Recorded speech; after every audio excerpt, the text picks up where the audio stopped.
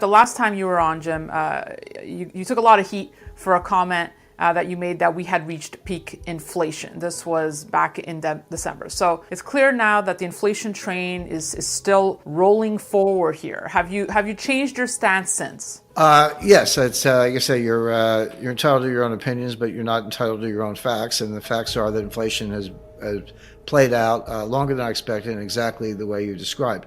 One point that I would make is that when you say this is the highest inflation since 1982, 40 years basically, that's true. But the inflation in 1982 that we're comparing it to was the end of the inflation. It started really in a severe form around 1976. And so by 1982, it had come down to 7.5% or thereabouts. So you're right about those numbers, but it was up to 15% in 1980. So 7.9 or whatever the last number was, in terms of the monthly inflation figures, yeah, that's pretty bad.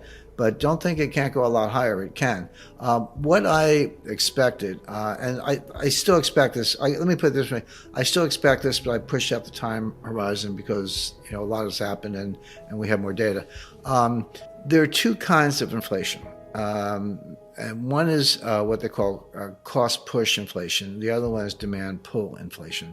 Those are economic jargon, but demand pull is when it's driven by the consumers, the everyday American or everyday person around the world. They see some inflation.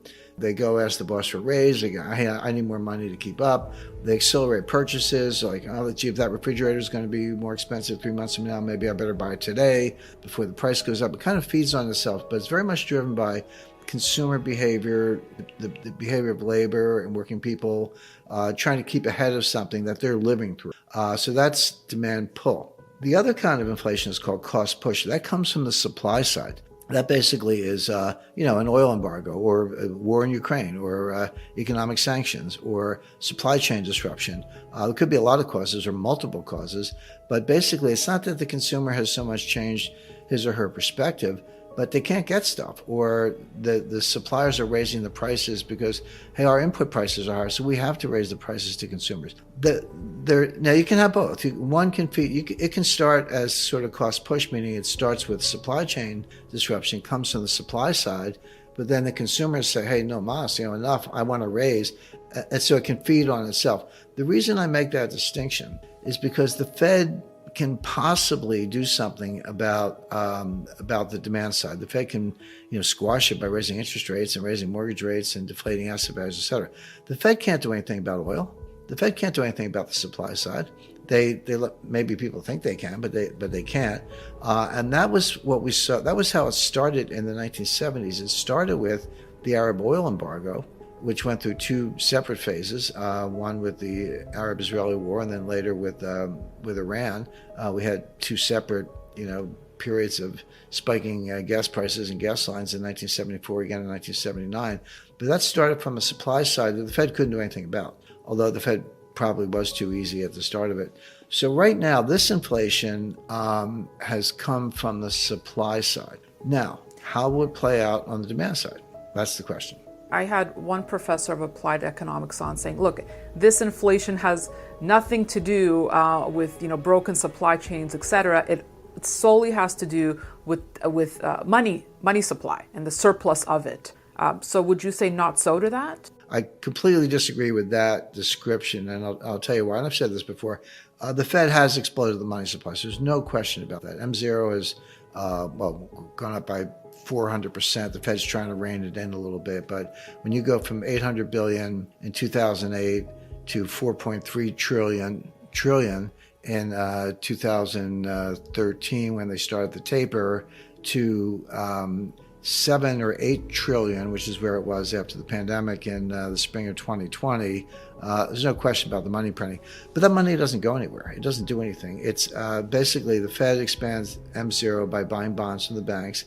They take the bonds on the portfolio. They give the money to the banks. Money comes out of thin air, but the banks just give it back to the Fed as a deposit in the form of excess reserves. So you're inflating the liability side, which are the excess reserves, and the asset side, which are the bonds. You've inflated your balance sheet. You've increased M0, but you haven't done one thing for the economy. There's nothing about what I just described that goes into the real economy. Now, where does money for the real economy come from? It comes from commercial banks lending and consumers spending, and that shows up in velocity. And if you look at the velocity statistics, they've crashed in the last 10 years and they're still going down. So the reason so-called money printing doesn't turn into inflation is because the money doesn't go anywhere. You're saying now, okay, it's not peak, you see it headed higher, and lasting for how long? What's your current thesis here? Okay, and to what level? Okay, well, that's why, great question. That's why I spent time on the supply side versus the demand side, because the demand side isn't really there yet. Velocity is not going up. People are noticing. I mean, they notice, and it has a huge political impact, but it's coming from the supply side. And I have spent a lot of time studying the supply chain, so I could see that. But then the war in Ukraine and the sanctions were like putting a turbocharger on it. Okay, it's worse and it's going to get worse. Okay, so how does that reverse? How does that turn into disinflation and finally deflation? The answer is there's a feedback loop. When price at the pump, of course, if gas prices are going up, we all know that they've practically doubled, more than doubled. Before we continue, help us clicking that YouTube like button and subscribe now to our channel. This shows the algorithm that you valued this information. And it helps us spread that message. Sharing is caring. And now, let's continue. Do you want to know one thing about crypto? I made over 3,000% in profit in a few weeks. Fact is, the traditional financial system, the traditional money system makes you poor, not rich.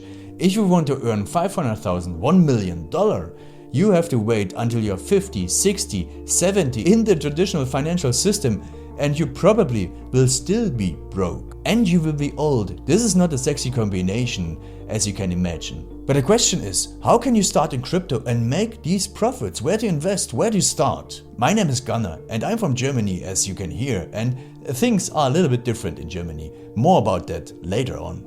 Fact is, there are lots of different cryptocurrencies. It's a gigantic universe where beginners and professionals get easily lost. But there is light at the end of the tunnel. There are 7 key steps you need to follow to become successful in this market. You have to know them, and if you fail one of them, it's literally impossible to succeed in this market. Just an example, one of the key points is your exchange, and one of the biggest are, for example, Binance and Coinbase.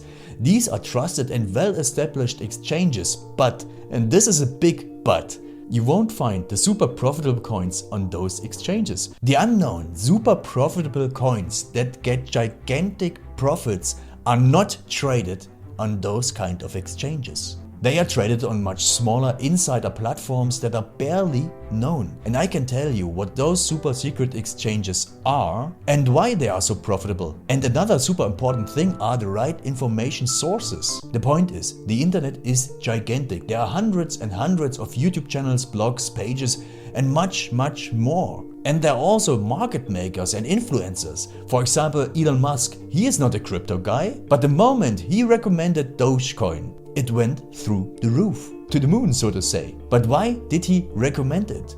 Where did he hear it from? He didn't hear it from newspapers. And believe me, he is listening to someone. But you have to know who, and you have to react before he is reacting. This is really, really important. And these are only 2 of the 7 steps you have to follow in order to be successful in crypto. And if you want to know all of these steps in much more detail, and if you want to have a comprehensive checklist, here's what you should do. There is a link below this video. Click on this link and you will get the opportunity to subscribe to my channel. Click on the link and you will see a video where I explain the next steps. So see you soon. Click on the link now. I'll see you there.